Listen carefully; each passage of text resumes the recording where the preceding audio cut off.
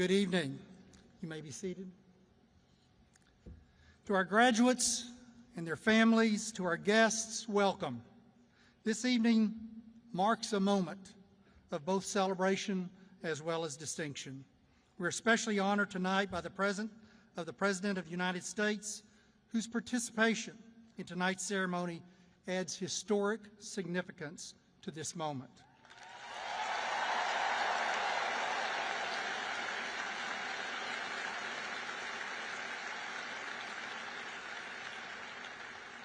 We're also pleased to welcome Alabama Governor Kay Ivey, a steadfast advocate for higher education in our state.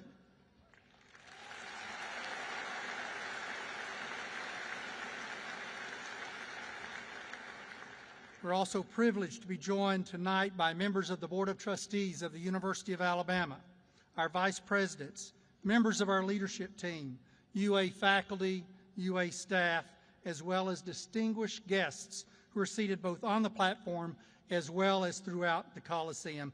Please join me in showing our appreciation to each of these distinguished guests for what they do for the University of Alabama, for our students, and helping us to fulfill our mission here at the University of Alabama.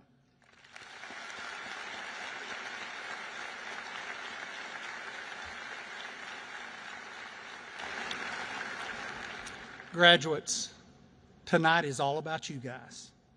Tonight is a unique and a special celebration of all that you have achieved, the dedication it took to reach this moment, and the bright future that lies ahead.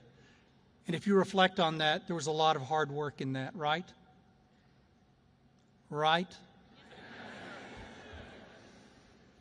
At the University of Alabama, education reaches beyond the classroom. It's a foundation for life, shaping your ability to think deeply, to lead with purpose, to engage the world with courage and conviction. Our hope for every graduate is not simply success, but significance as well. That you'll take what you've gained here and build something that is lasting. That you will live with intention, create positive change throughout your life with your actions, to leave the world a better place because of your presence in it. That you'll live with intention. That you'll create positive change through your actions. You've already proven your ability to rise above challenges, whether launching a career, pursuing graduate education, or finding ways to just serve your community. You leave here prepared to make a real impact in the world. And in time, through your character, your leadership, and your contributions, you may build something even greater, and that's a legacy. A legacy, a life, so that one could be called legendary. This evening is especially meaningful as we welcome the sitting President of the United States to our campus. His presence and willingness to share a message with you truly makes this an unforgettable occasion.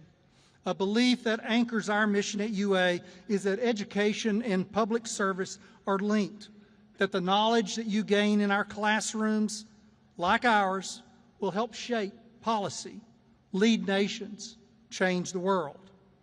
This special ceremony offers a meaningful opportunity for you, for I, to reflect on the important connection between academic inquiry, civic leadership, and public service.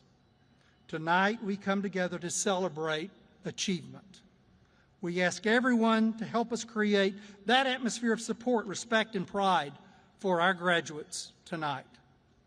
At UA, we uphold a proud tradition not shared by many large universities. We call the name of every graduate who walks across our stage. That's because we believe that each of you deserves that honor. Your name, your moment, the recognition of your hard work and your commitment. As part of our celebration, we invite you to watch a short video that honors the experience of graduating from the University of Alabama.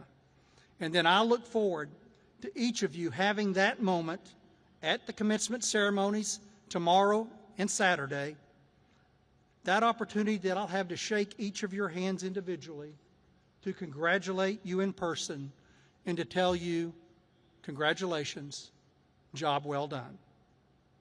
Thank you.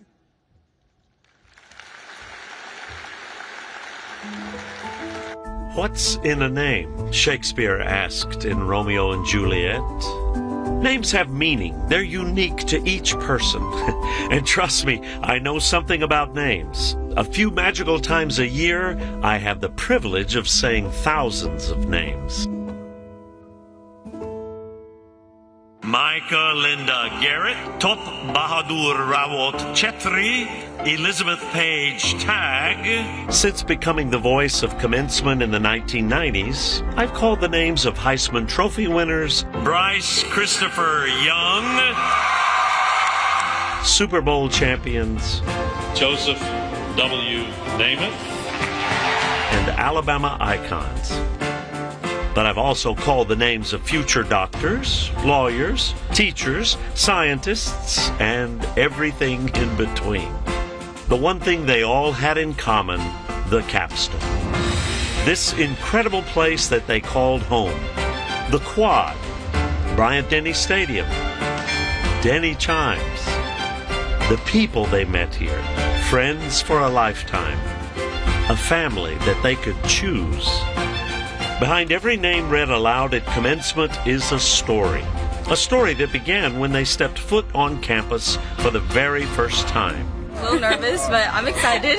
It's like a new beginning. It's kind of scary, but I'm excited. I'm really looking forward to all the social events. I just can't wait to get my feet into college and see a little bit what it's about. Just the friendships, and the relationships I'm making, new friends and stuff. Making new friends and joining new groups, yeah. They learned. They grew, they cheered, and they changed. But they all made it here, graduation day. And yes, some students are used to being called over the loudspeakers. Pressure on the outside, and down he goes. 3 sacks, that was Will Anderson. And a perfect present for Montana Phelps and Alabama at the Women's College World Series. But for many, this is the one time in their life that an entire arena will hear their name. Soak it in. This is the moment. On this stage, everyone is a legend. Congratulations, and roll Tide.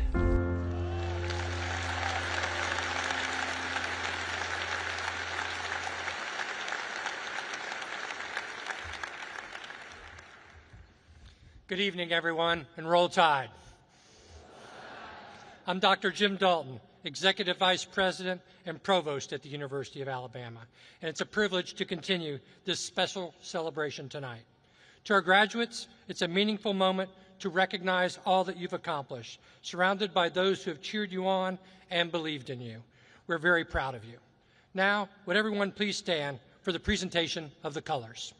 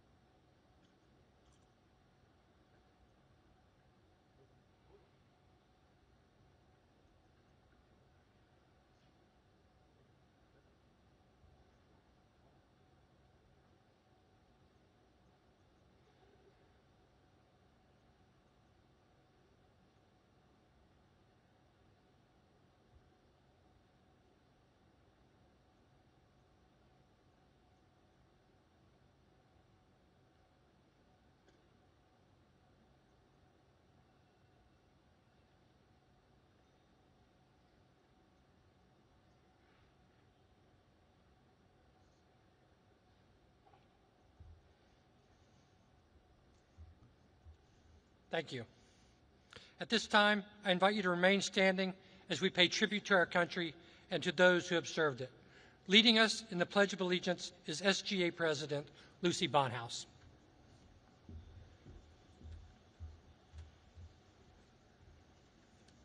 I pledge allegiance to the flag of the United States of America and to the republic for which it stands, one nation, under God, indivisible, with liberty and justice for all.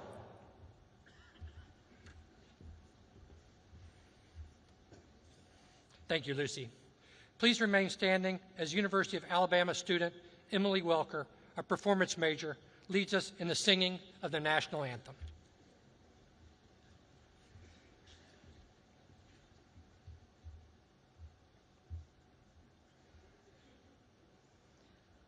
Oh, say, can you see by the dawn's early light what so proudly we hailed at the twilight's last gleaming, whose broad stripes and bright stars through the perilous fight o'er the ramparts we watched were so gallantly streaming, and the rocket's red glare, the bombs bursting in air, gave proof through the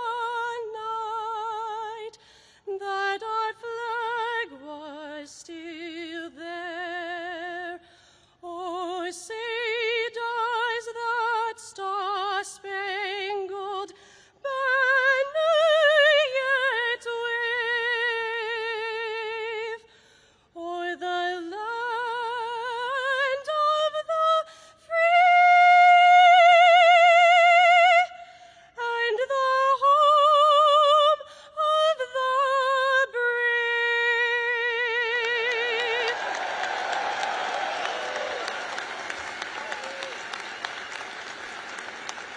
Please come, sit down. There you go.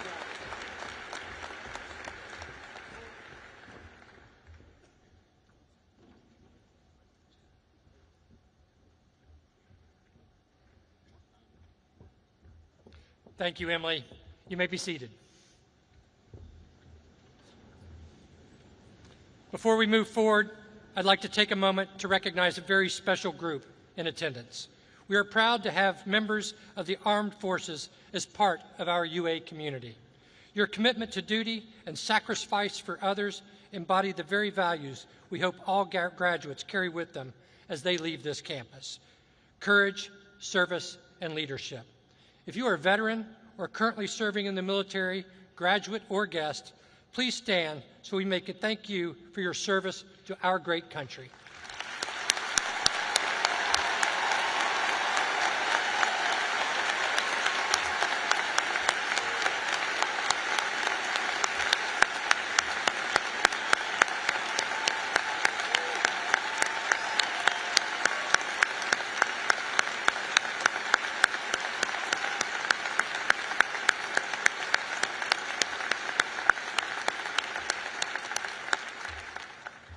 Thank you for your service.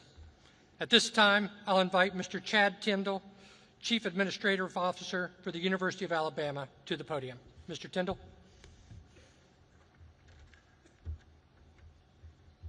Thank you, Dr. Dalton. Good evening. Roll Tide. Roll Tide. That's much better. Faith is such an important part of the lives of so many of our students at the University of Alabama. And whether that faith is Christian, Jewish, Muslim, or another, commencement is an especially great time to reflect on that faith, on our purpose and its meaning. I am pleased to welcome to the podium Dr. Wade Langer of UA Campus Ministries, who will offer tonight's invocation, reflecting on this moment in our futures.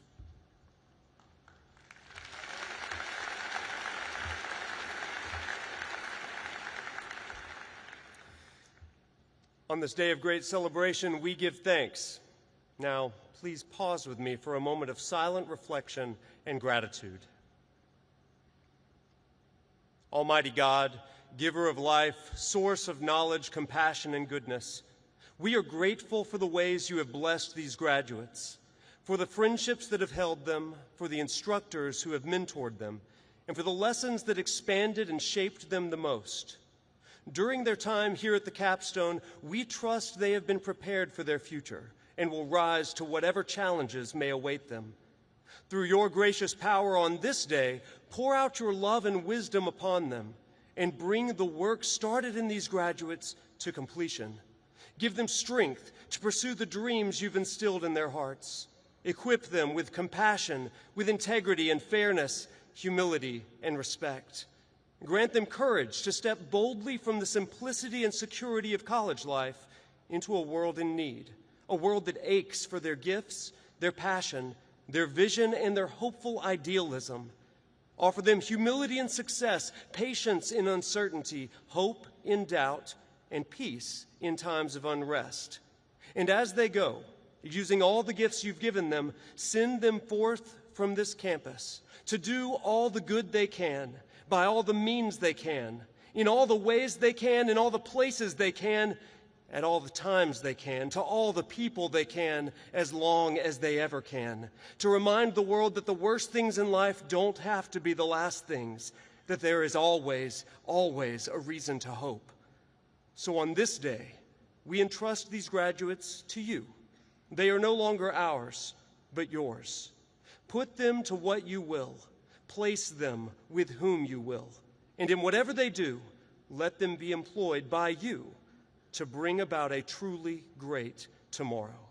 In your name, amen.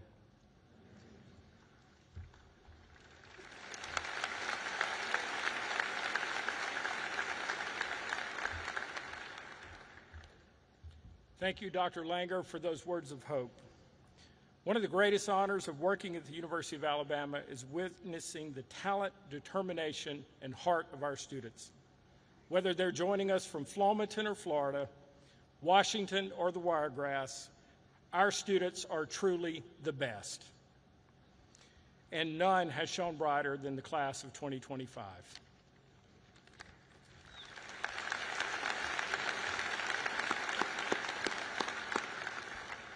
You have shown remarkable resilience, leadership, and pride in this university. You'll hear from a student who embodies all that and more tonight. It's my privilege to introduce the class of 2025 Student Government Association President, Samad Galani. Samad has been a strong voice for students and a reflection of what's possible when you lead with passion and purpose. Samad?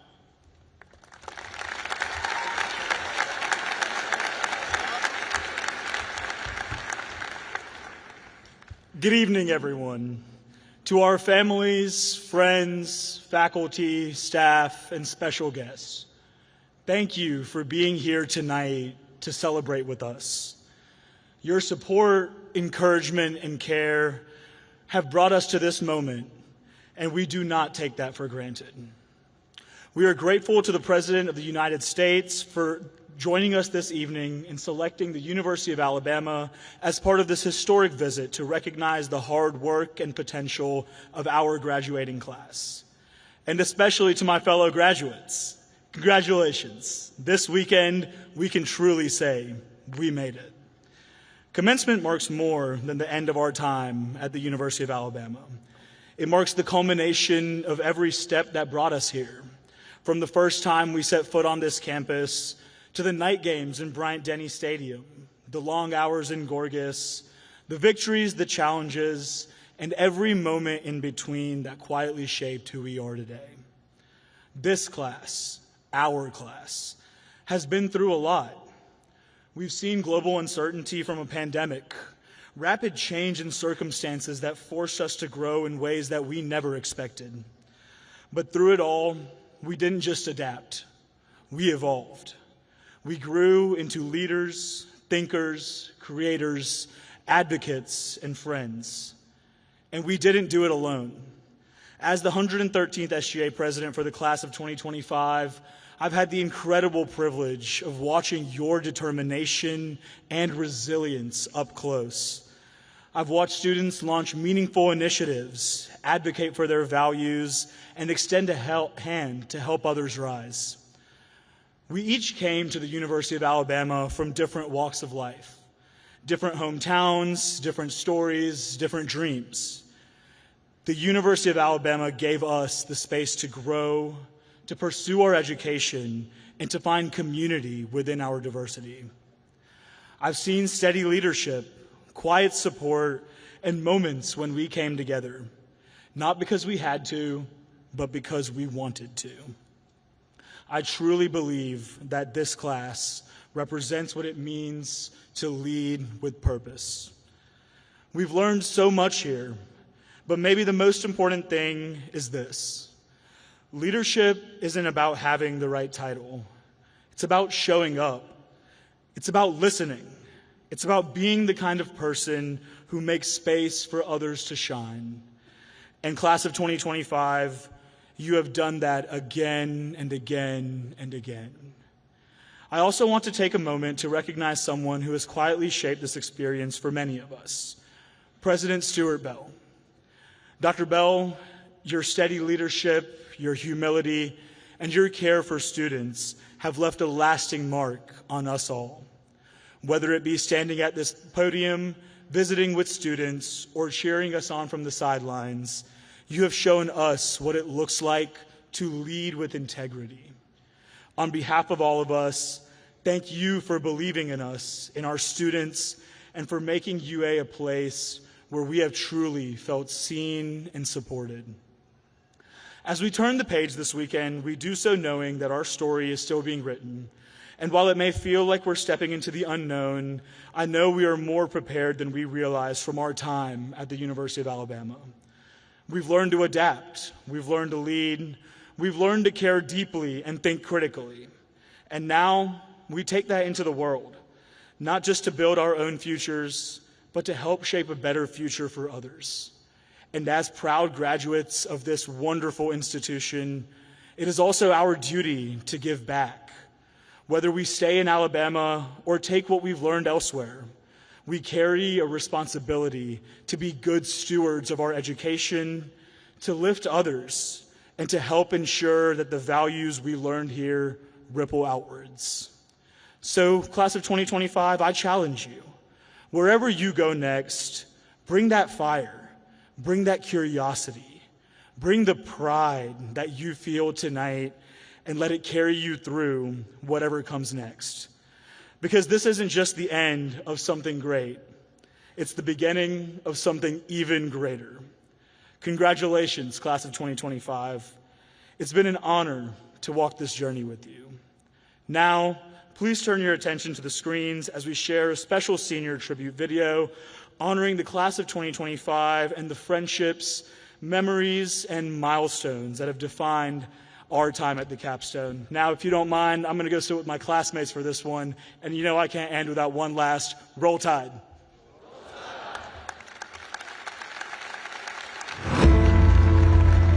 The best way to describe my time here has been full circle. I think growing up as an Alabama fan with my parents going here and just coming to visit campus all the time, there's really been nothing more full circle than seeing how my experience here has taken shape, especially with all the opportunities I've been awarded here at UA. Couldn't think of any way to make it more perfect. Met the best people, had the most fulfilling college experience, both with school and outside of school. Like, it's everything I could have asked for.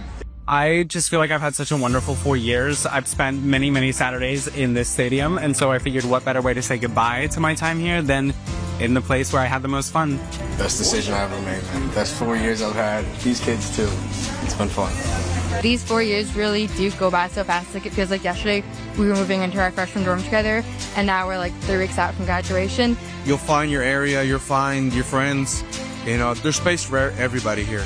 The staff members that I have met, my coworkers, the faculty members, they all were very uplifting and supportive. When times I didn't believe in myself, they were there cheering me on. So I did say I found my cheerleaders everywhere throughout campus. The impact that the university has had, I would say, is it taught me what it means to be a legend, but also a team player. And it taught me the importance of being present through your 4 years here and through any moment in your life. I'm going to miss living within a 5-minute walk of all my best friends. I love how close this campus is and how close the Tuscaloosa community is. And it's been amazing just being able to call my best friend down the street and say, hey, let's go for a walk on the quad, which is just so beautiful to walk down.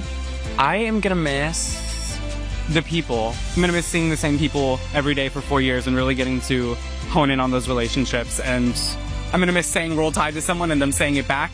Wherever I go, like in the future, saying like I went to the University of Alabama, it's not just like a place I attend at school. Like I said, like I feel like it's like a culture that I'm now like a part of. Roll Tide! Roll Tide! Roll Tide! Roll Tide! Roll Tide! Roll Tide, guys.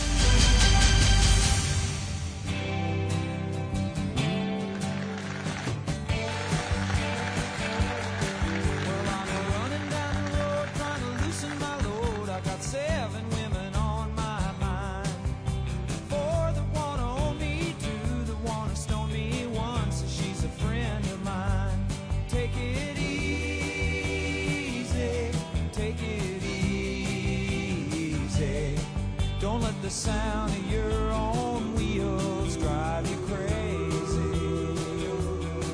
Lighten up while you still can. Don't even try to understand. Just find a place to make your stand. Take it easy.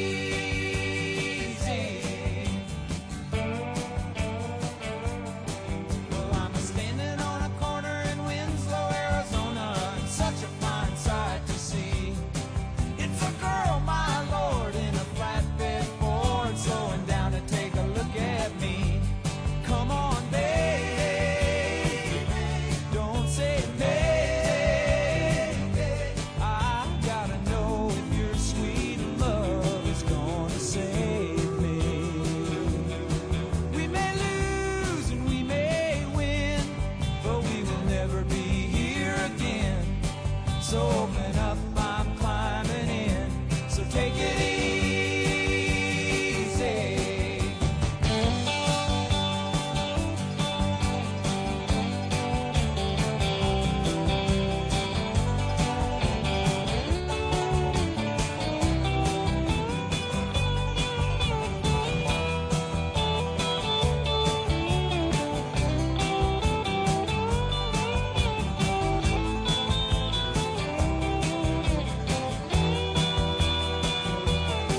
Well, I'm running down the road trying to loosen my load. Got a world of trouble on my mind. Looking for a lover who won't blow my cover. She's so hard to find. Take it easy. Take it easy. Don't let the sound of your own wheels make you crazy. Come on, baby, don't say maybe. I gotta know if your sweet love is gonna save me.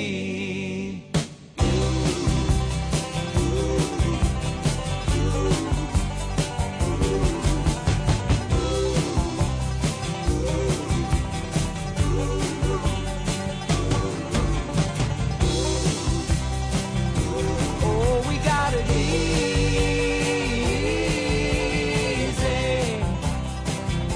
We ought to take it easy.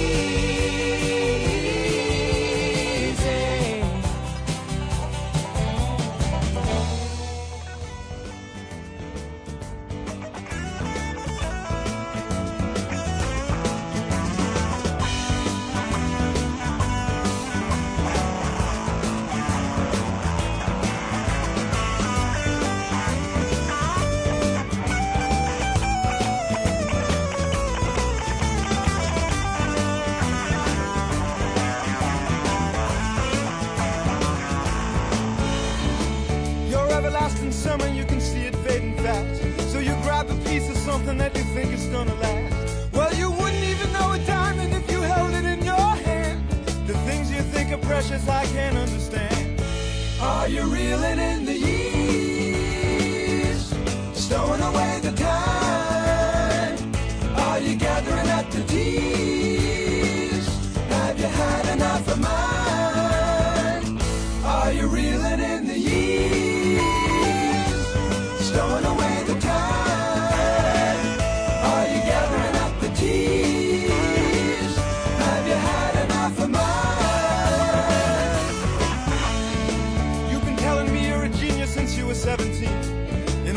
time I've known you, I still don't know what you mean.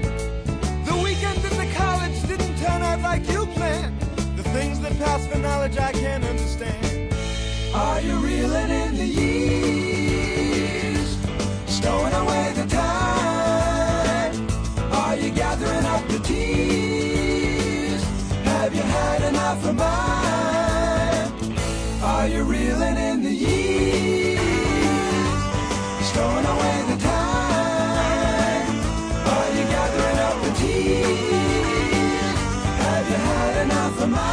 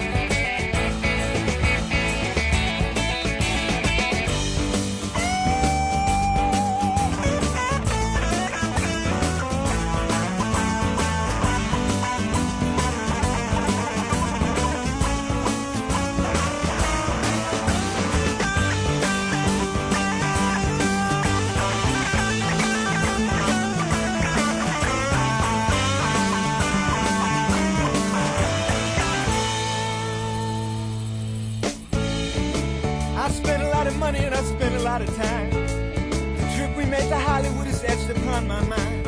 After all the things we've done and seen, you find another man. The things you think are useless, I can't understand. Are you reeling in the years, stowing away the time? Are you gathering up the tears?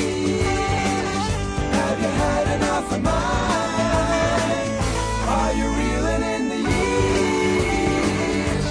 stowing away the time?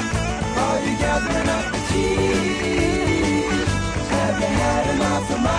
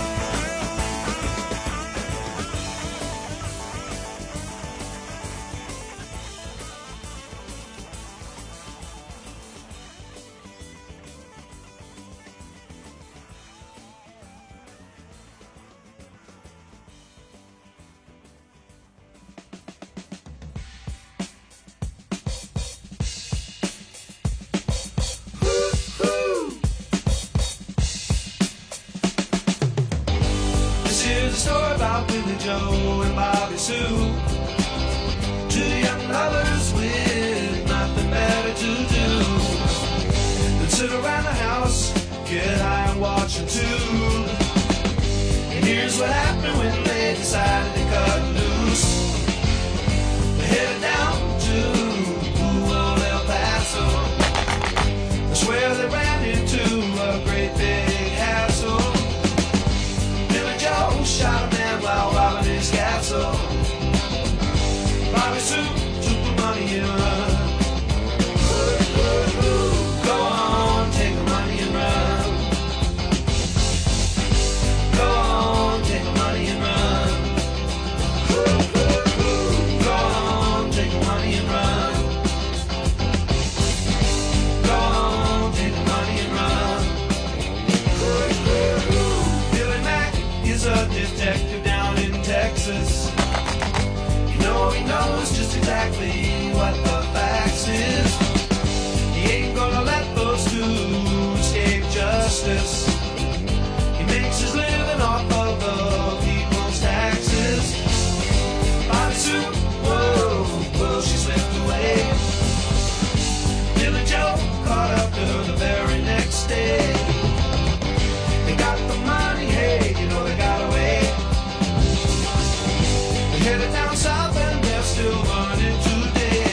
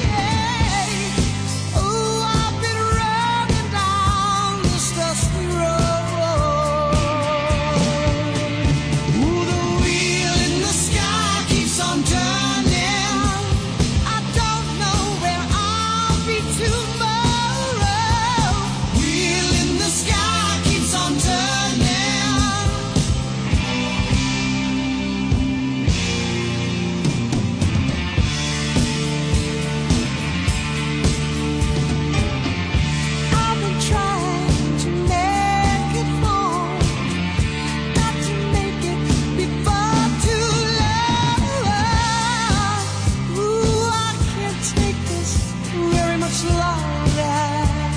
No. I'm standing in a sleet and rain. Don't think I'm ever gonna make it home again. The morning sun is rising, it's kissing the day. Oh, the wheel in the sky keeps on turning. I don't know where I'll be tomorrow. Wheel in the sky keeps on turning. Whoa, whoa, whoa. My. For tomorrow.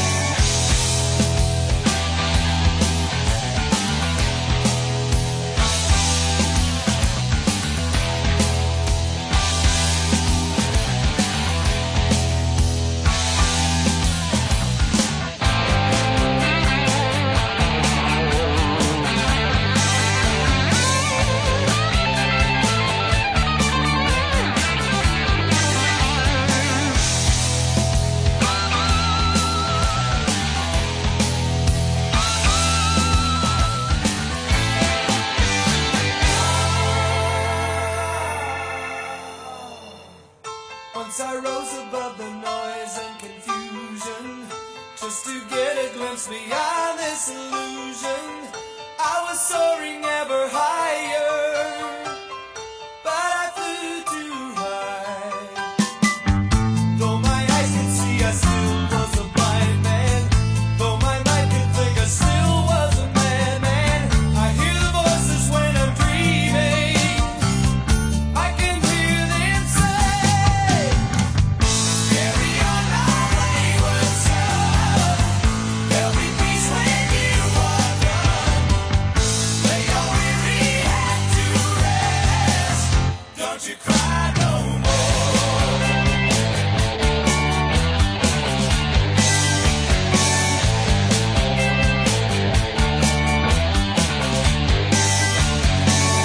Masquerading as a man with a reason.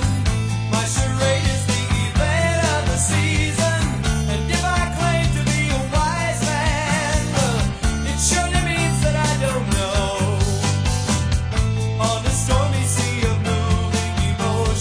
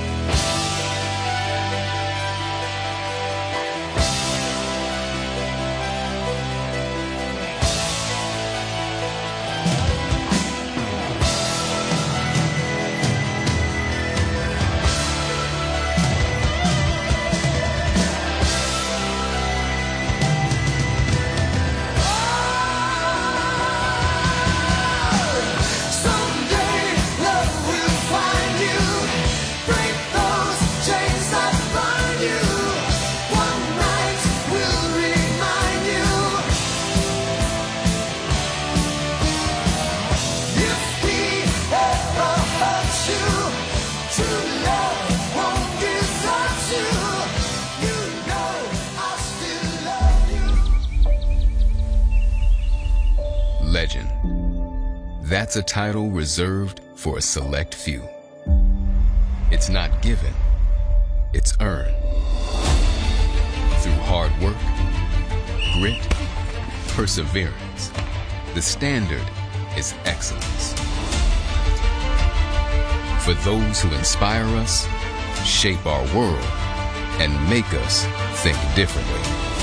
Here, we walk in the footsteps of champions, joining a community that will take us further, faster.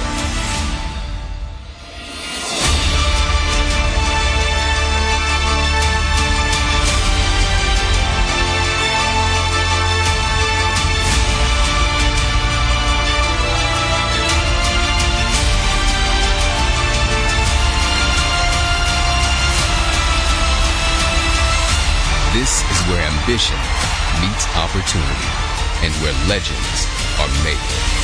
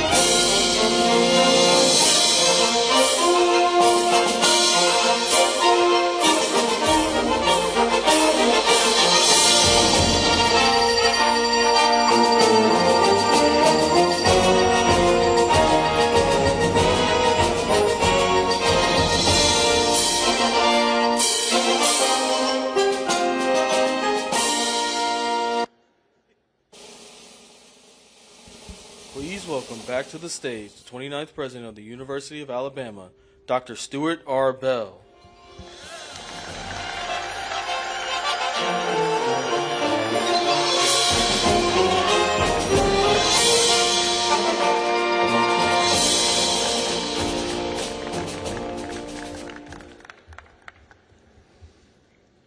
Welcome back. Well, graduates, your time at the University of Alabama is certainly part of something much larger than any one moment. You're part of a legacy that stretches back generations and forward into the future that only you are going to be able to define. And tonight, let's just say it's not over yet. Let's make some more memories. Some very special guests are about to take the stage, an individual who has left a lasting mark on this university and whose presence tonight truly makes this celebration unprecedented. But before they join us, I do want to take a final moment to say something from the heart, and that is thank you. Thank you for choosing Alabama. Thank you for your work, your energy, the late nights. Graduates, were there any late nights? Roll Tide. And the leadership that you have shown on this campus and beyond. You have made an impact. You've built a community. You have raised the standard, and tonight we celebrate with you, class of 2025. It's now my pleasure to introduce someone who needs no introduction to Alabama fans. Coach Nick Saban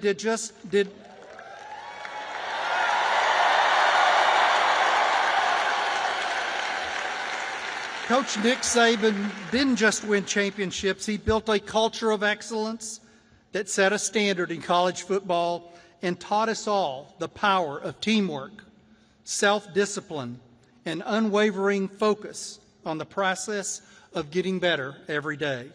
He challenged our student athletes to be champions, not just on the field, but in the classroom and in life. Please show your appreciation for the legendary former coach of the Crimson Tide and one of the greatest coaches in history, Nick Saban.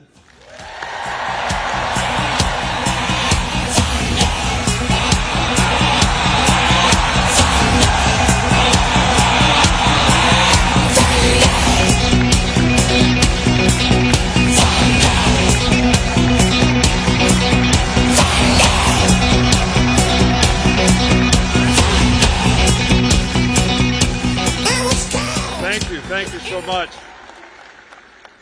Thank you, Dr. Bell. And first off, I'd like to take the opportunity to thank you for your extraordinary leadership here at the University of Alabama over the last 10 years. You made the university better. You made me better. You helped us have a successful program because we always had the support that we needed. And leadership is all about serving other people. And Dr. Bell created a great example. He was somebody that we all could emulate. He helped others for their benefit, which is what service is all about. And, you know, his integrity, humility, and unwavering focus to the students here is something that is unprecedented. So I would like to get a round of applause for Dr. Bell for 10 years of tremendous service to the University of Alabama.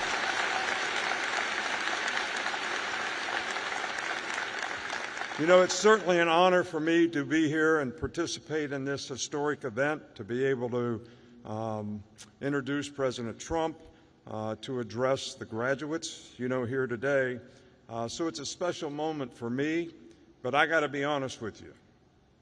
You know, I feel like I'm the warm-up band for the Rolling Stones. And the first song they're going to play is Start Me Up. So, but really, to all the students here, I want to congratulate you on the hard work and commitment that you made to be able to graduate, create a future for yourself. But I want you to remember something. You know, you've created an opportunity to create a legacy now. And if you remember back in 2009 when we won our first national championship here, we had a celebration in the stadium, and I said, this is not the end, this is the beginning. And the reason I made that statement is I wanted our players and the people in the program and our supporters at the university to realize that we wanted to create a legacy of success.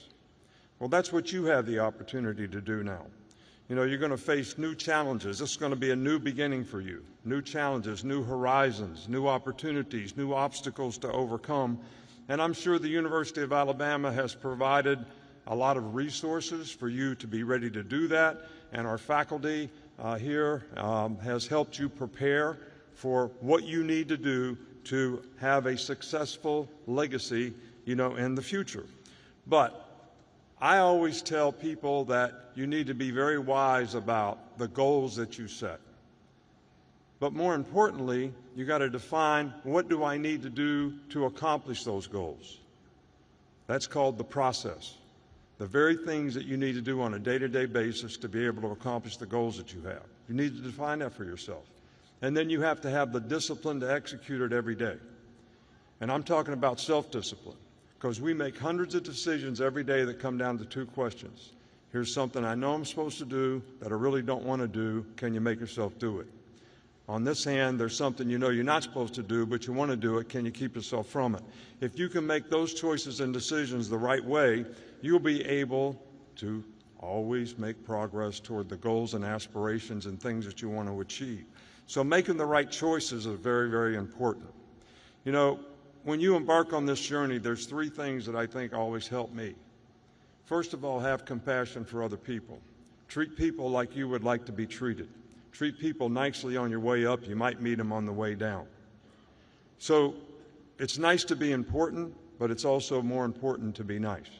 So that was the first thing, compassion for other people. The second thing is be responsible for your own self-determination. You got to earn it. Don't look at somebody else. Don't blame somebody else. You be responsible for your own self-determination and have accountability for what your job is and what you need to do.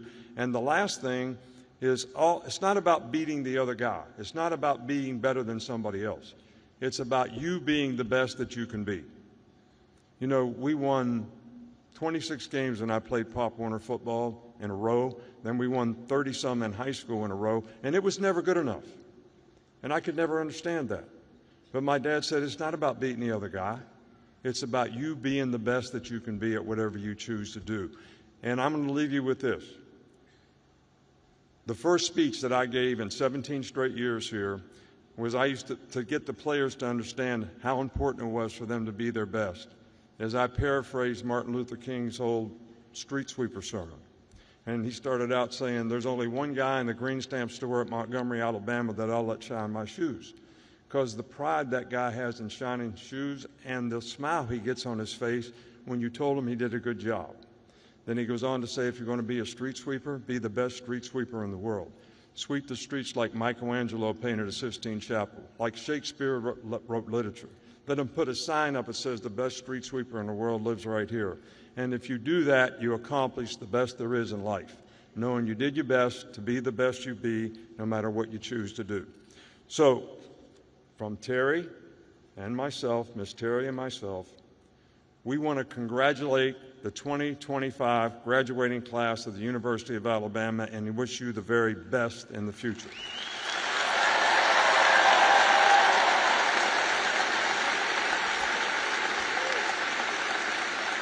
And before I introduce President Trump, I have to tell you a story. You know, you all know that we win a national championship, we get to go to the White House, and it's a great experience for our players and each and every year. When we won in 2017, President Trump was there in 2018, very gracious host, and he's the first president that invited us to come in the Oval Office.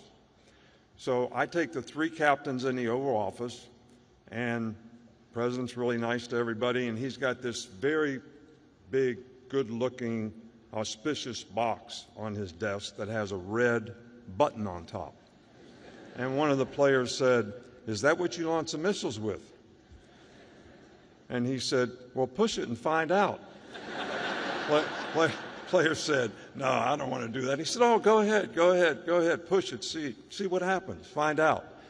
So Rashawn Evans finally got the guts up, went over, pushed the red button. Some lady came in with a Coke on a tray. So I really want to express my appreciation to President Trump for choosing the University of Alabama for his commencement address and making time to speak to our graduates. Now it is my distinct honor to introduce our next speaker. Please join me in welcoming the 45th and 47th President of the United States, Donald J. Trump.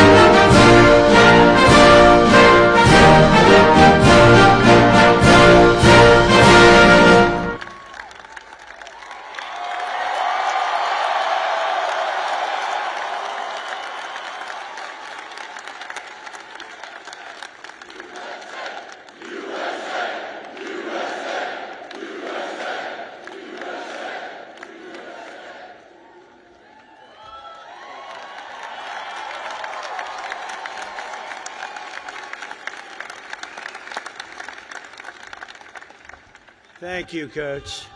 Wow, what a nice-looking group this is. What a beautiful group of people. And especially a very big hello to the University of Alabama. Congratulations to the class of 2025. Roll Tide. Roll Tide.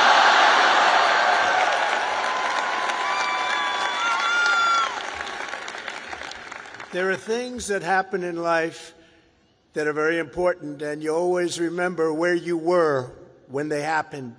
As a student at Alabama, you'll always remember where you were when your head coach, Nick Saban, retired. Remember that? Because he's done such a fantastic job. The last time I was here, and that's true with Nick, what a great coach. Let's bring him back. No, you have a good coach right now, though. You have a good coach right now. He was great. But the last time I was here, the Crimson Tide beat the Georgia Bulldogs 41-34. I was here. I got to watch it. That was some game. Today it's my pleasure to return to this campus as the first president ever to deliver the keynote commencement address to this truly great American university. It's a great school. And there's nowhere I'd rather be than right here in Tuscaloosa, Alabama, Titletown, USA. That's what it's become. And I love this place. Maybe it's because I won Alabama by 45 points. Could that be the reason? 45? You know, the way they say, the polls have closed in Alabama. Trump has won Alabama immediately. It was very quick. It was very, very quick and nasty. That's what we like. They put all 7 of your commencement ceremonies, I don't know if you know this, but they put them all together first time ever, so I better do well, or I'm in big trouble. But I want to thank President Bell for his 10 years of distinguished service, highly respected gentleman, but 10 years of service to this great university, overseeing the education of 100,000 proud Alabama graduates. That's something to have on your record. I also want to thank Alabama Governor Kay Ivey, who's here with us, and she's a fantastic. Where is she? Where is she? She's around here someplace. She's here. I just took a picture. I said, you're doing a great job, along with the very wonderful man, a friend of mine, Senator Tommy Tuberville. Where's Tommy? Tommy's great. When he wanted to run for the Senate, I said, well, you beat Alabama 6 times in a row. How can you run for the Senate? He said, well, I just look at him and I say, well, I was responsible for them getting Nick Saban. I said, that's a good reason. And he won. Very easily he won. But I'll never forget that. Thanks also to a wonderful person, Representative Lisa McLean, a great person, great, highly respected. Gary Palmer, Robert Adderholt, Dale Strong, Ronnie Jackson, Ralph Norman, along with Lieutenant Governor Will Ainsworth, Alabama Attorney General Steve Marshall, Alabama Secretary of State Wes Allen, great people, Alabama Senate President Pro Tem Garland Gudger, Chancellor Sid Trant, and members of the University of Alabama Board of Trustees.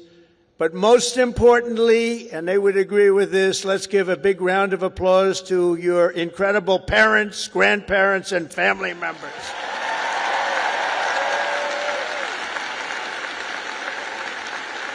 Because they made this wonderful day possible. Oh, you're great. Without them, it doesn't happen. Without them, you probably aren't here, and you wouldn't have that big, beautiful smile on your faces. This year, the graduating Alabama class of 2025 has over 6,600 graduates. You're the largest class in school history. Among your ranks are among the 800 first-generation college students and nearly 3,000 students from right here in the great state of Alabama. Amazing. And this class also includes many Rhodes Scholars, Goldwater Scholars, 213 Merit Scholars, and over 1,500 students graduating with red caps. You know what that signifies? 4.0 GPA. That's a lot of students. That's a lot of students.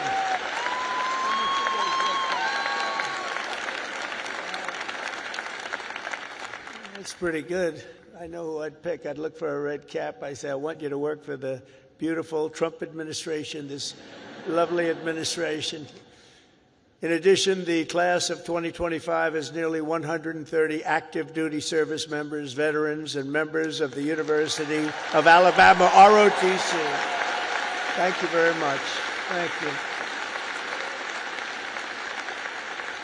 Everywhere you look, you can see the fierce spirit of this school, but nowhere more clearly than in your world-class athletics. There's nothing like it. Probably there's no school like it. That's why I would like to recognize the 11 graduating seniors on the University of Alabama football team. Where may they be? Where are they? You just have to look, and they're about a foot taller than everybody else. Oh, great. Thank you very much. Congratulations. Great season. Thank you. Thank you. Great season. There is something truly special about the players, coaches, and the fans who pack the stands at Bryant-Denny Stadium and proudly sing Dixieland Delight. We like that. Alabama has changed college football forever and inscribed into the history books the names of Bear Bryant, Joe Namath, 4 Heisman Trophy winners, and, of course, the great Nick Saban.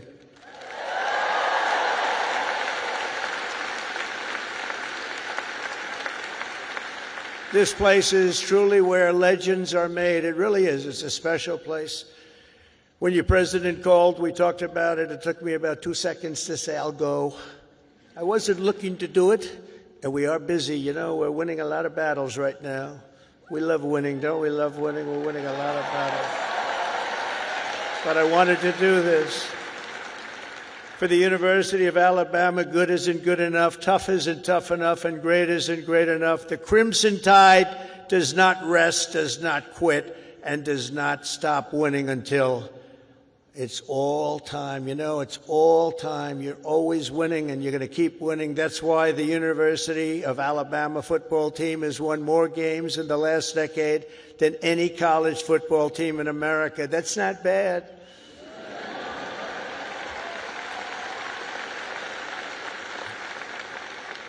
And it's why last fall you beat Auburn for the 5th year in a row. That's not bad. That's not bad.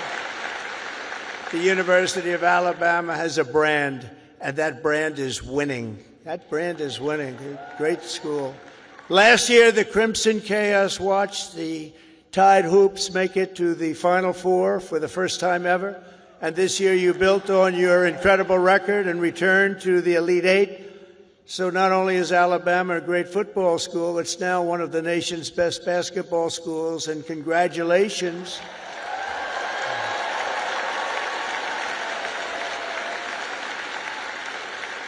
And I love sports, and I think I should have come here.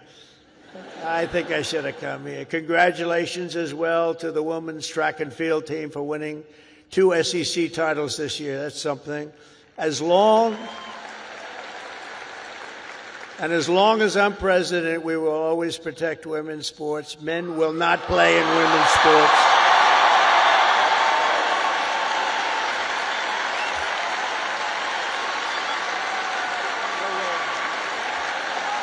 No way. They say that's an 80-20 issue. No, it's a 97-3 issue, I think. No, men will not be playing in women's sports. I said that, and I classified it with a very powerful executive order. As you know, it's done. The class of 2025 was the first to enter the halls of this university in the aftermath of COVID-19. Following a difficult senior year of high school, many of you came here to Tuscaloosa from around the country, and for the very first time, you experienced something called freedom. You had freedom. So let's give a big round of applause to the leaders of this state who chose liberty over lockdowns. They did. They did a good job.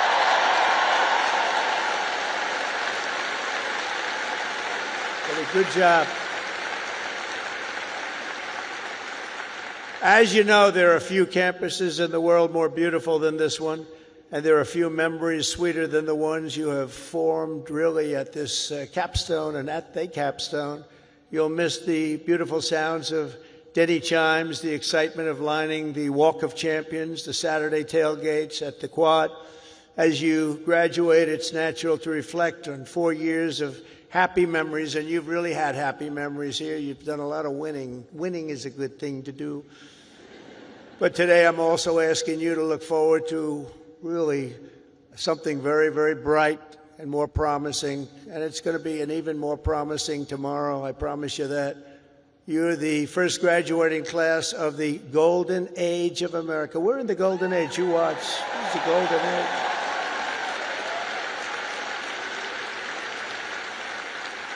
This is the Golden Age. We've done things that nobody thought possible. 100 days yesterday, 100 days, and we've done things that nobody thought even possible. Like many generations before you, you're graduating at an exciting time for our nation, a period of both extraordinary change and incredible potential and what will be unbelievable growth. You're going to see that very soon. You're going to see it starting very, very soon. The whole world is talking about it. Our country has always been defined by its ability to reform and reinvent itself, to meet the challenges of the next era. The last 4 years were not good for our country, but don't let that scare you. It was an aberration. We're run by people who truly at that time, 4 years, we were run by people that didn't have a clue. They didn't have a clue. I'm trying to be nice when I say it that way.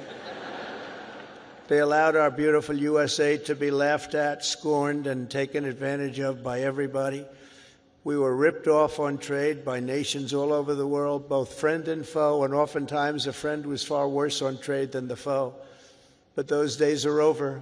You're at the start of something very, very big. You're going to see that very soon. Now, exactly 250 years after the first Patriots stood and fought at Lexington and Concord, we're in the midst of another kind of revolution, a revolution of winning and a revolution of common sense. Common sense.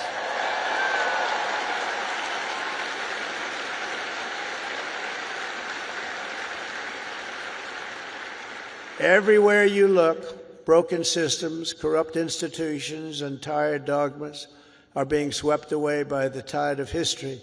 Ancient wisdom is being rediscovered, and the best and strongest traits of America are coming back for all to see, bigger, better, and greater than ever. Coming back, and they're coming back fast. The spirit of our age is one of boldness, vigor, ambition, and adventure, and it's exciting to be you and young.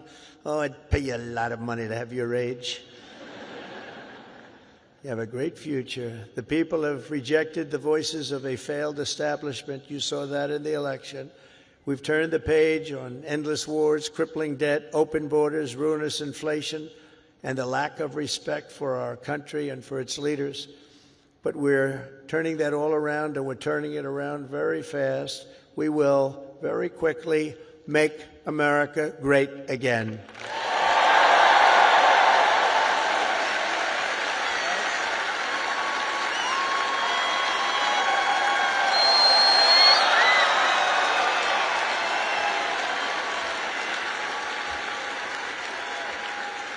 This week, we're celebrating the most successful first 100 days of any presidential administration in the history of our country, and we've been given a lot of credit for that, but 100 days does not a full term make. But we're going to do even better as we move along. In a matter of weeks, we've achieved the lowest number of illegal border crossings ever recorded.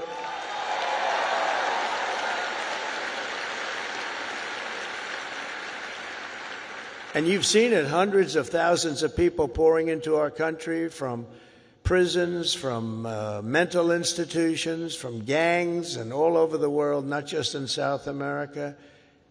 You'd see hundreds of thousands of people pour across in one day.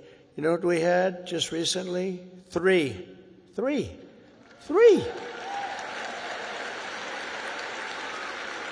And we slashed the number of illegal aliens released into the United States by 99.999%.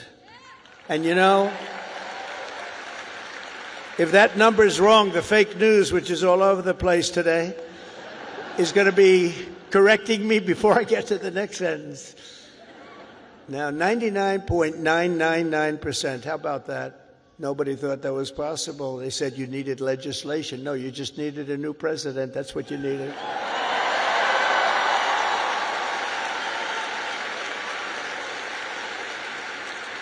But despite the tremendous success, as you've been reading, the courts are trying to stop me from doing the job that I was elected to do. We won by millions of votes. We won all 7 swing states, 7 out of 7. We won 312 electoral college votes. They said, 270 would be great. We won 312 and 2,750 counties versus 525 counties throughout the nation. That's why when you look at a map, it's all red. It's all red. Every inch of it is red, a little couple of blue dots. But they have to let us do the job that the voters want us to do. Judges are interfering, supposedly based on due process, but how can you give due process to people who came into our country illegally? They want to give them due process. I don't know.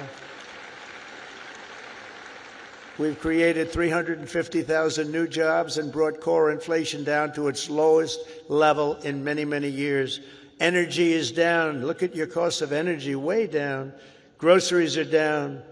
Even eggs are down. Remember I came in? Remember I was here a week and they started screaming at me, the fake news. Egg prices have doubled. I said, they just got here. I've been here for 4 days. I said, tell me about egg prices. They've doubled. Well, they didn't double under me. I just got there, and we did a great job. We brought down the cost of eggs. In fact, they said you won't have eggs for Easter. They wanted to we have a big Easter egg hunt at the White House. You saw it just take place. And they thought we should order thousands of plastic eggs. Plastic. I said, no, we'll do it. And we straightened out the egg situation very quickly. Our great Secretary of Agriculture did a fantastic job, and we had so many eggs we didn't know what the hell to do with them. And prices of eggs have gone down 87% since I took office. That's something, right?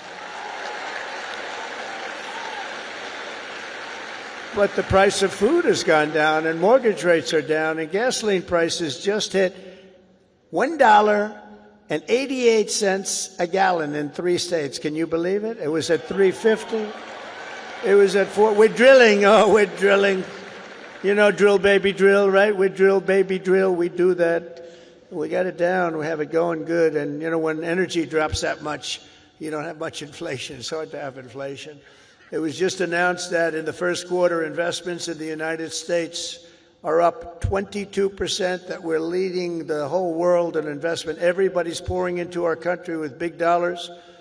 And it's all about November 5th, the November 5th election, and tariffs and incentives that we've given that are going to make this country so much richer. We have $36 trillion in debt. That's going to start to come off. It's going to come off rapidly, but we'll be over $8 trillion in investment, with Apple and others investing $500 billion each. We've never had a period of time in 2 months, because we're here for 3 months, a little bit more, but give me a break for the first month. You know, had to get a little acclimated. Had to see where the enemy lies, because they're already looking to impeach Trump. You know, these crazy people. Let's impeach him. For what? We don't know exactly, but we'll try it. These people are crazy. So we had to, get our bearings for the first couple of weeks. So in 2 months, we had over $8 trillion, think of it, committed. Nobody's ever seen anything like it. There's never been anything like it in any country at any time, and it's all because they want to avoid the tariffs. We want to get here fast. And I said, a number of times, tariff is the most beautiful word in the world, and I got absolutely decimated by the fake news. They said, what about love? What about your wife? What about your parents? What about religion and God? So I said, all right, it's the 5th nicest word I've ever seen. And since I've done that, I've been in good shape. Nobody's bothered me. They've been very nice. So it's the fifth most beautiful word I've ever heard. But it's making us very rich, and you'll be seeing the results pretty soon, sooner than most people think, because that's what other countries have been doing to us, just so you understand. They were tariffing the hell out of us. We couldn't sell cars in Europe. We couldn't sell cars in China. We couldn't sell cars in Japan or anywhere else. We couldn't do anything.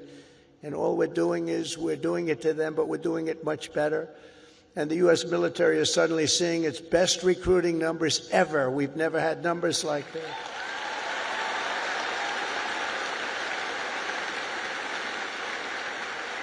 We now have waiting lists because there is such incredible spirit in our country. There's a great spirit. And just think, 6 months ago, and you remember, and it was embarrassing, before the election, 6 months ago, we were hearing and reading that numbers of those joining our military were at the worst levels ever. We've never had anything like it, right? You remember that?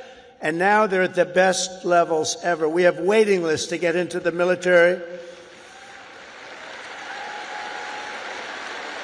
We couldn't fill the positions, and that included in our police forces, our fire departments. We love our fire departments also. We can never forget our fire departments. But our police forces were begging for help. And now they're brimming over with people and applicants, and they're getting great ones. It's amazing what's taken place, and that's really the spirit. Each of the graduates in this arena will soon have the chance to help lead this project of national renewal. And that's what it is. It's a national renewal. We suffered so badly for 4 years. We had one of the greatest economies. We actually had the greatest economy in the history of our country during the first term of Trump. And then we got hit hard with inflation. During the Biden economy, it was horrible. We were hit so hard. The worst probably ever. They say 48 years. We'll accept that. But I would say ever. You'll embrace this moment, and you'll step forward with strength and grit, faith and patriotism to put America on a new trajectory for your children. And then you'll take your place among the greatest generations in the history of our country. I think you have a chance to be the greatest generation in the history of our country because we're turning it around, and you happen to be available. You're available.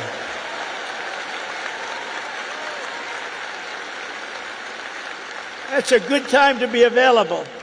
There are some times when it's not so good to be available, but this is a great time. I'm absolutely confident that the Alabama class of 2025 is up to the task. Are you up to the task? You learned a lot about winning here at Alabama, and now we need you to help win for America.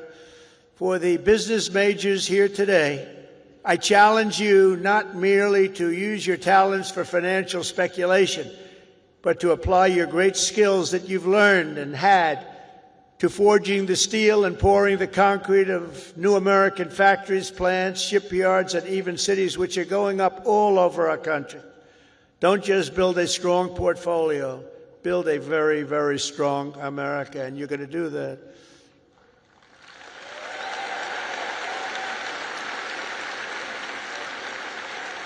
To the engineers, brilliant you are, technicians, scientists, and math majors, we need your Alabama spirit and competition to keep our country at the forefront of every single domain. America should have the world's tallest buildings, design the fastest airplanes, build the greatest cars, do everything the absolute best, better than any other nation in the world, and you can do it. And we will soon land American astronauts on Mars. That will happen. That will happen.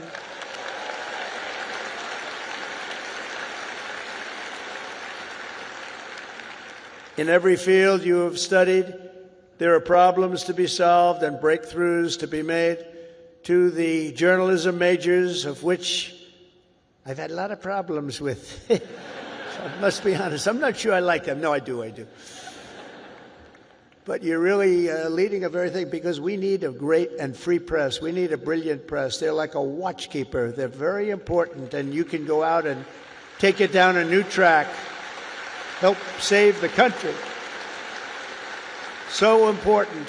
Your task is so important, and it's to build a media that Americans can trust. And remember, the people of this country, they know the truth when they hear it. That's why the ratings, the approval numbers of the media are so low. We need those ratings to be 100%. We have to be able to trust our media. I say you have to have that. You need strong, strong borders, and you need really free, fair, clean elections. You need those things, but the media is a big part of it. In the world of health and medicine, there is an exciting new movement to get poisons out of our food supply, keep toxins out of our government.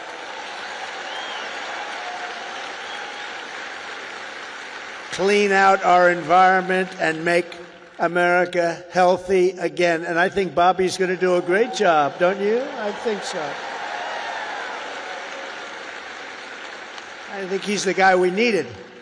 And in government, it is the task of your generation to replace bureaucracy, graft, and waste with a new system that defends American freedom. These are big tasks before you, but the reward for your hard work will be the United States of America is stronger, prouder, better, and more unified than ever, ever, ever before. It's going to be.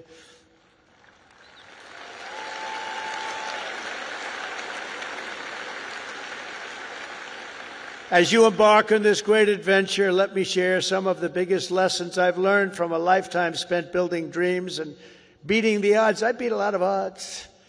A lot of odds. A lot of people said, I don't know. But it worked out okay. Where are we? Oh, gee, I'm president. How did that happen? Now, you're going to be in the same position. But some of the would you like to hear some of the ideas, or should I just skip over that part, huh?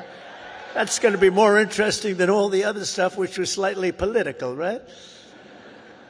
I'm going to give it to you, though, just as I see it and as I've learned it, the hard way and the easy way. First, if you're here today and think that you're too young to do something great, let me tell you that you are wrong. You're not too young. You can have great success at a very young age. You're all very young. In America, with drive and ambition, young people can do anything. I was 28 when I took my first big gamble to develop a hotel in Midtown Manhattan, the Grand Hyatt, and it worked out incredibly well. But I was very young at the time. I was like a very young person in sort of an old person business. Steve Jobs was 21 when he founded Apple. Walt Disney was 21 when he founded Disney. James Madison, James Monroe, Alexander Hamilton, Thomas Jefferson. They were no older than 25 when they began the journeys that etched their names into the history books for all time. So to everyone here today, don't waste your youth. Go out and fight right from the beginning, from the day you leave this incredible university. Go out and fight tough, fight fair, but go out and fight. You're going to be very successful because now is the time to work harder than you have ever worked before. Push yourself further than you have ever pushed yourself before. Find your limits and then smash through everything. Go and smash through. You've watched that football team smash through. You're going to do the same thing. You're at the age when you have the time and vitality to do really incredible things. If you just give it your all. You'll look back and a decade from now, you'll be astounded by what you've achieved. You'll remember this day. You'll remember when the guy named Trump was giving the commencement address and he said I could do it, and guess what? I did. I think you're going to remember that very fondly. I hope so.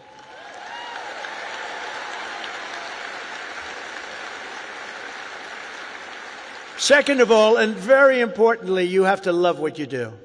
Okay? You have to. I rarely see somebody that's successful that doesn't love what he or she does. That's way you really like work isn't work. It's fun.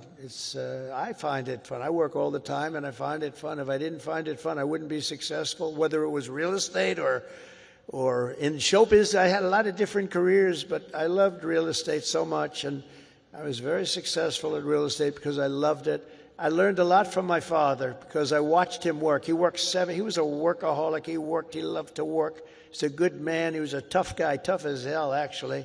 Now that I think back, I don't know if you could even get away with that nowadays. He was tough, but he was a good man, I'll tell you. And he worked 7 days a week. He worked Saturdays, Sundays, it didn't matter. And I learned by watching him, he loved his life. He loved what he was doing. He had a great long-term marriage, a long, many years. He beat me on that one.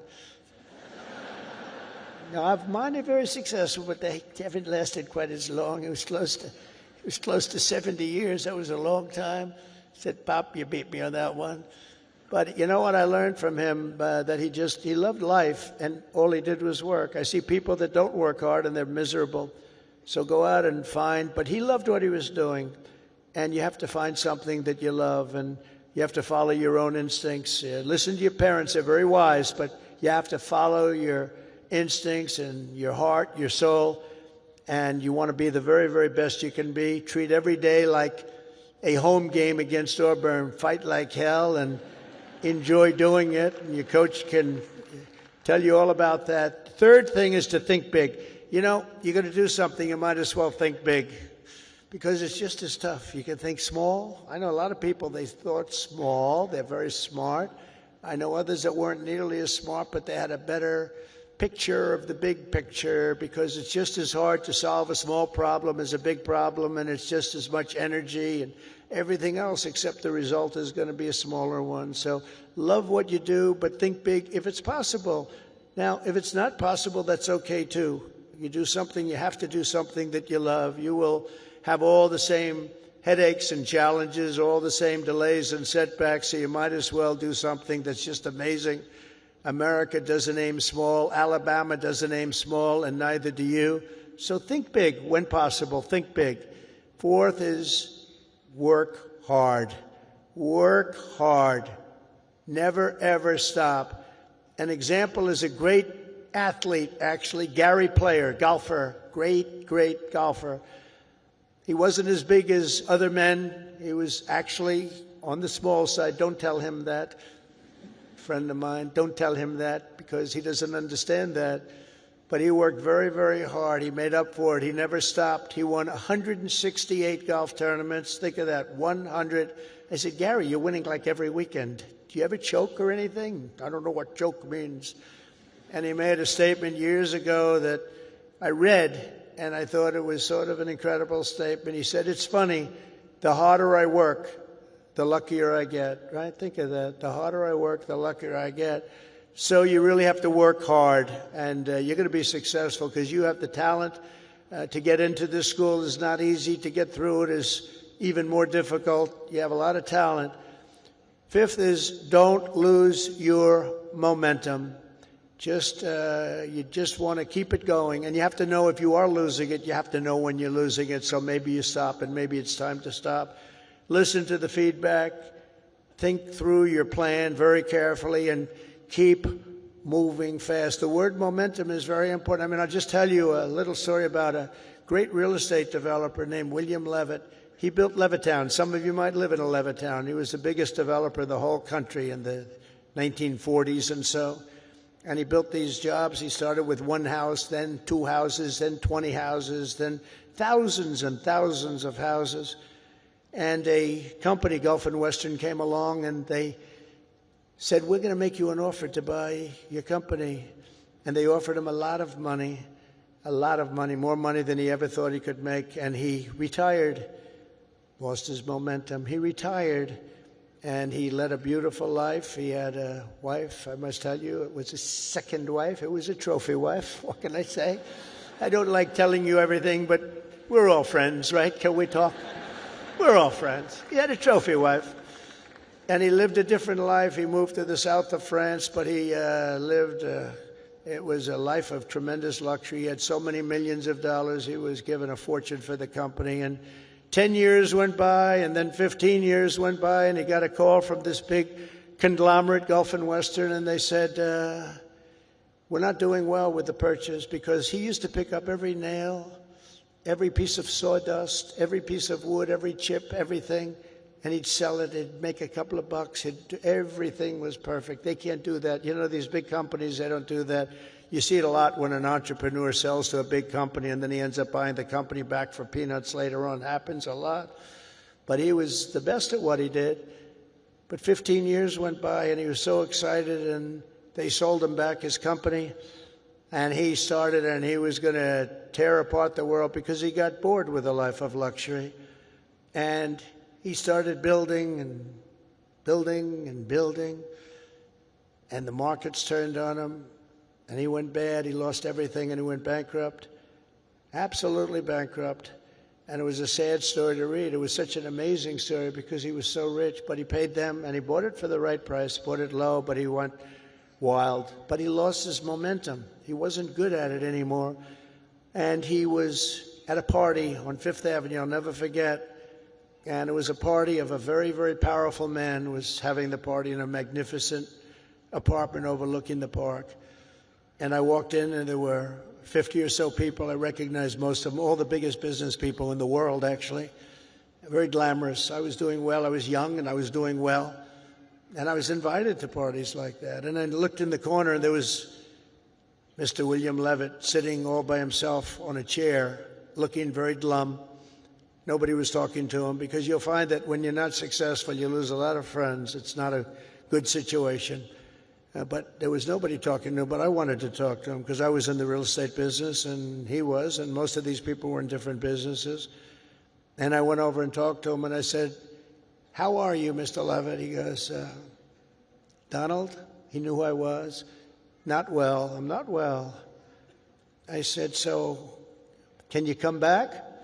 He said, "No, son, I lost my momentum. I shouldn't have done it. I lost my momentum." And I never forgot that expression. He lost his momentum. If he would have kept going, instead of selling and relaxing and going into a different life, he probably would have been 3 times bigger than he was, but he lost his momentum.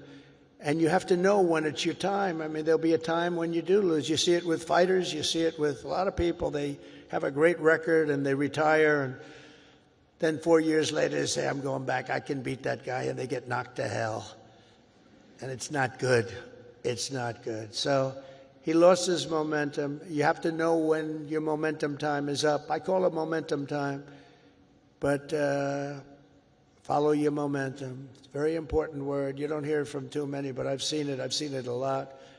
Number 6, if you want to change the world, you have to have the courage to be an outsider. In other words, you have to take certain risks and do things a little bit differently. Otherwise, if that weren't the case, everybody would be successful. It doesn't work that way. Progress never comes from those satisfied with the failures of a broken system. It comes from those who want to fix the broken system. And you'll make the bigger money, you'll make the more success by acting that way. The other way may be more secure, but if you want to go to the top, you're just never going to do it unless you break the system.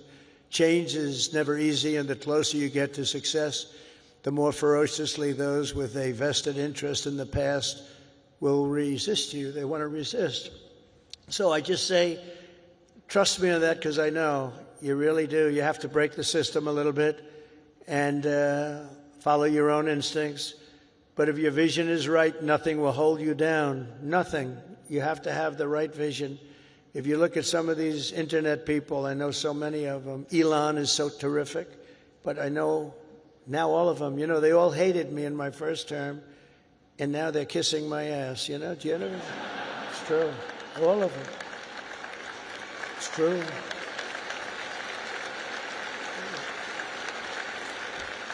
It's amazing.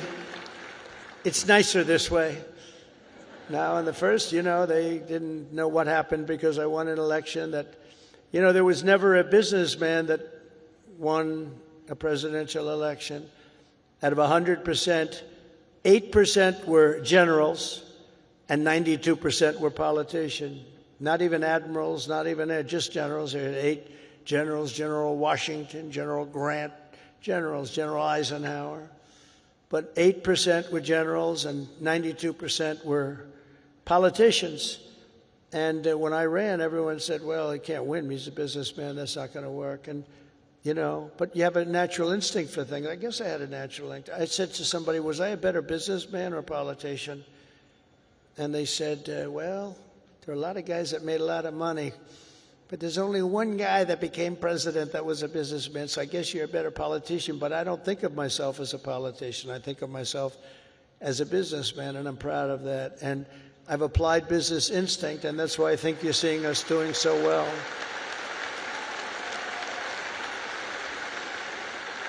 So number 7 is to trust your instincts, common sense. You can go very far in life with common sense. And I applied that to politics because some of these things, like they had open borders, let everybody in the whole world flow into our country. That's not common sense. They had transgender for everybody. We ended that, if you noticed, okay? But they had transgender for everybody. They said, I said, this is not working. This is not going to work. As I said before, so simple.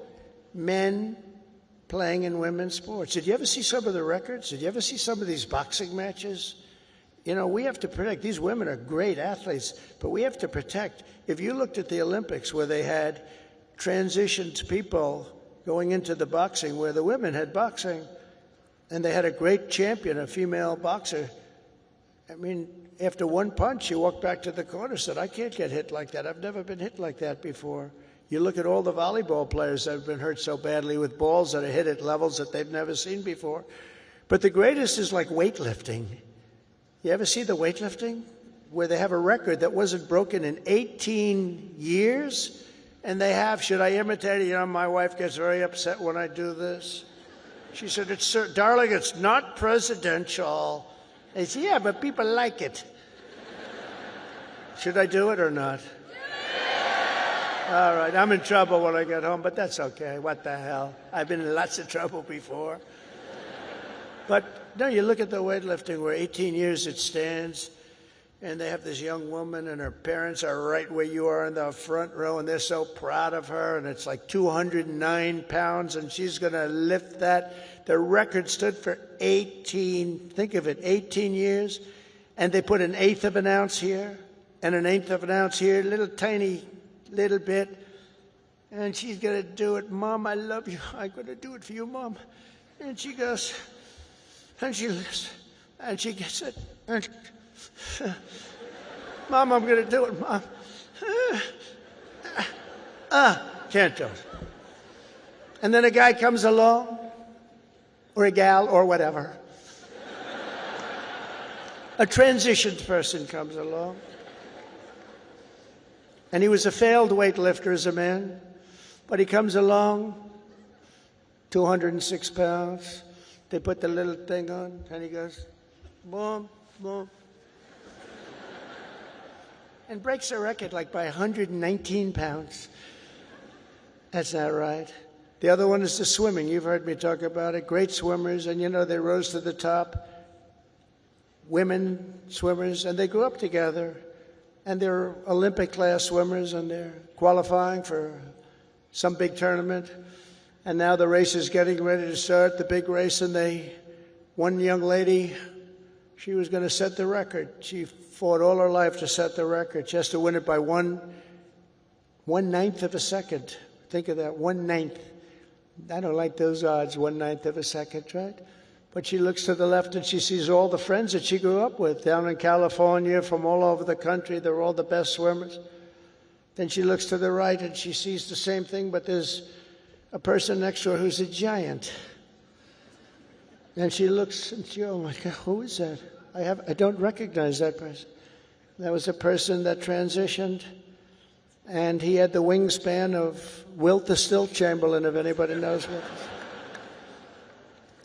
And as you know what happened, she was very, very badly injured in that meet because he went by her so fast that she was windburned. They had to take her out. She got serious windburn. He flew back and forth, and she didn't know what, but she got the hell knocked out of her, knowing that I'm only kidding. She wasn't windburned. She was just beaten by a lot.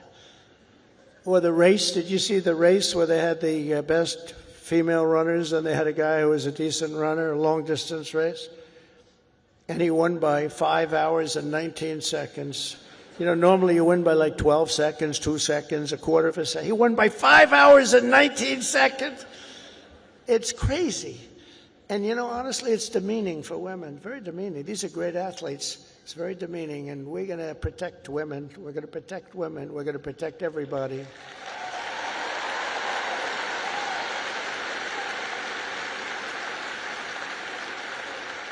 So now that I'm in trouble with my wife, I'm going to blame the University of Alabama for asking me to go through with that stuff. But it's pretty descriptive, isn't it, really? It helps when you know that borders are not racist, speech is not violence, America is good, terrorists are bad, men can never become women, police are not criminals, and criminals are not victims. Eighth, everybody should believe. Thank you. Thank you very much. Everybody should believe in the American dream. It's real, it's there, and it's right before you. We're coming back to the American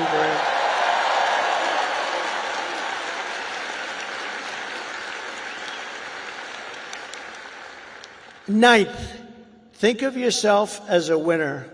The power of positive thinking. Dr. Norman Vincent Peale, from many years ago, wrote a book, The Power of Positive Thinking, and there is a lot to it, the power of positive thinking. Don't consider yourself a victim. Consider yourself a winner. In recent years, too many of our young people have really been taught to think of themselves as victims and blame people and be angry. Don't be angry. But in America, we reject that idea that anyone is born a victim. Our heroes are the ones who take charge of their own destiny, make their own luck, and determine their own fate despite the odds. Despite all odds, that's what happens. They're given a little chance in many cases, very little chance of success, and they become the most successful people in the world. Whether you were born rich or poor, black or white, male or female in America, anyone can be a winner. And our whole country will be cheering you on, and I'll be at the front of the line cheering you on, especially because you come from this incredible university.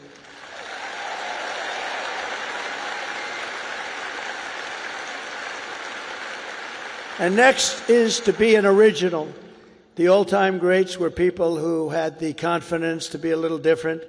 Teddy Roosevelt, Douglas MacArthur, George Patton, Amelia Earhart, Annie Oakley, Muhammad Ali, and so many others, far too many to name, lived their lives with pride, personality, and flair.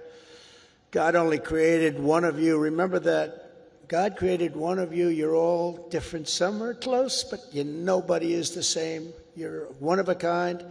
So don't try to be someone else. Just be yourself. And finally, and most importantly, never, ever give up. Never give up.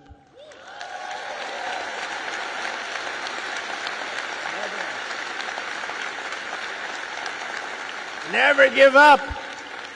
And I've learned anything in life, and it's so true. One of the most important things you can learn, if you just went a little bit longer, if you just held out a little bit longer, you would have been successful. Well, the stories of that are legend. But I've learned that perseverance is everything. So whatever happens, no matter where you are in life, stay optimistic and just keep pushing forward. Just don't stop. Never, ever give up. Victory is right around the corner. I've watched Coach Saban win games that really were virtually over. You've seen it. You've been in the stands. He won a couple of games. I said, Coach, you got lucky as hell. He said, I didn't get lucky. I'm a talented guy. You know, those little touchdowns that come out of nothing. He's amazing. But he's a guy that doesn't quit and doesn't know what the word quit even means. He couldn't define it. He took victory out of the jaws of defeat, and you can do that too at every stage in my career. My enemies, of which there were many and probably are right now, I can think of a couple of people that don't like me too much right now.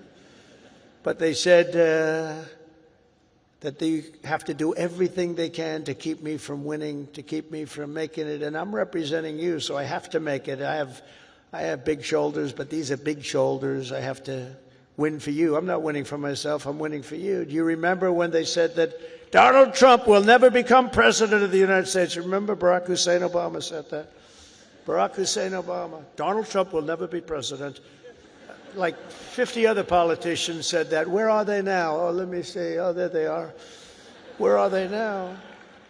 But here I am standing before you as the 45th and 47th president.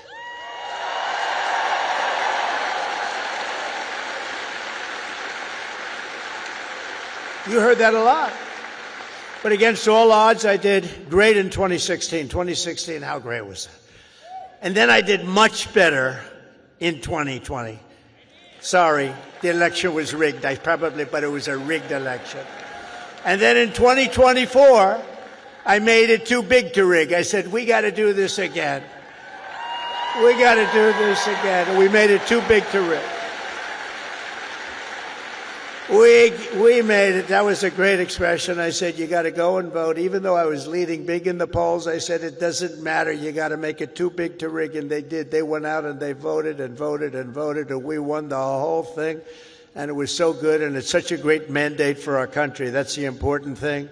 So never let anyone tell you that something is impossible. Ever, ever, ever. In America, the impossible is what we all do best. There is nothing you cannot do if you are willing to fight for it. You got to fight, fight, fight. Oh, I've heard that expression.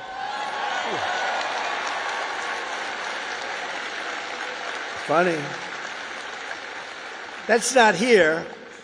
That's not here on the actually, most of what I've said tonight is not on the teleprompter. That's all right. Isn't it nice to have a president that doesn't need a teleprompter and can sort of have a little fun? Because I feel that this is home. You know, it's been such a great state for me. I feel it's home. When they said Alabama, I said, that has a good ring to me. But it's something nice about somebody that doesn't need a teleprompter, isn't there? Huh? But for the past 4 years, you've lived in a state known for its fighters, its champions, and its warriors, and you've lived in the great state of Alabama, one of the greatest of them all, from Huntsville to Birmingham, from Montgomery to Mobile, and from right here in Tuscaloosa.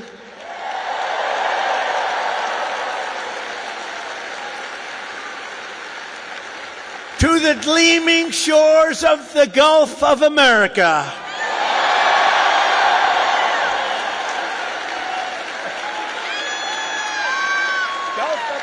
That's a nice thing. Everybody loves it. I wouldn't say Mexico's thrilled, but you can't have them all. They're not thrilled. You continue the legacy of Alabama legends who blazed the trails, won the games, tilled the fields, forged the steels, built the ships, and gave us the victories that built America and changed the world. The entire world was changed by our victories. This is the state that gave us the might of the Iron City, the power of the Saturn V rocket, and the roaring engines of Talladega. Talladega. We love Talladega. We love Talladega. This is the state that gave us nothing but victory, the state of some of the greatest heroes in history, like Willie Mays, Jesse Owens, Joe Louis, your coach, Nick Saban, Hank Williams, and many others. Some of you will leave here today and travel the world, but you will always know that this state this is really sweet home Alabama, right? It's always going to be your place. I sort of feel that way myself, because from a political standpoint, it's just been, we connected from day one. From the first day I set my foot on this beautiful soil, I connected with Alabama.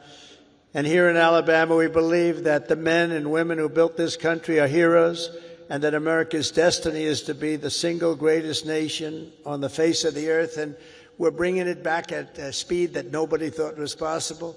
We believe in freedom and family, God and country. We cherish our Constitution.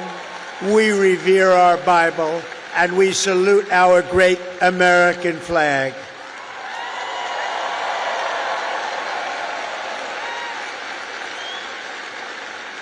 We honor our police, we respect our veterans, and we always stand for our one and only national anthem. We love our national anthem. We believe in strong parents, strong values, strong communities, and very strong borders. And we believe that the United States military is the greatest force for peace and justice the world has ever known. We have a great military. We just had people that didn't know how to lead it. We believe the South is beautiful, Alabama is great, and America is our home. We believe in the SEC and the USA.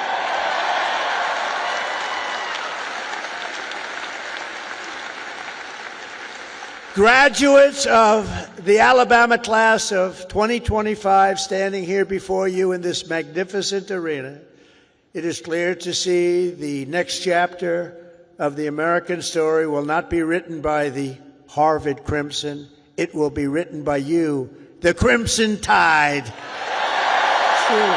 That's true. That's true.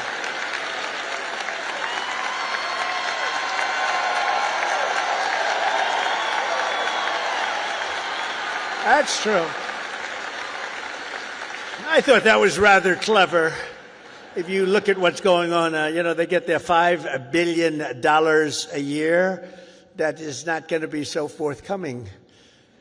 Now, wasn't that a clever one, though? Huh? Who would think of that? Because this is Alabama, and at Alabama, you fight, and you win. That's what you know how to do. Congratulations to you all. Congratulations to this great class of champions. God bless you, and God bless America. Thank you all very much. Thank you.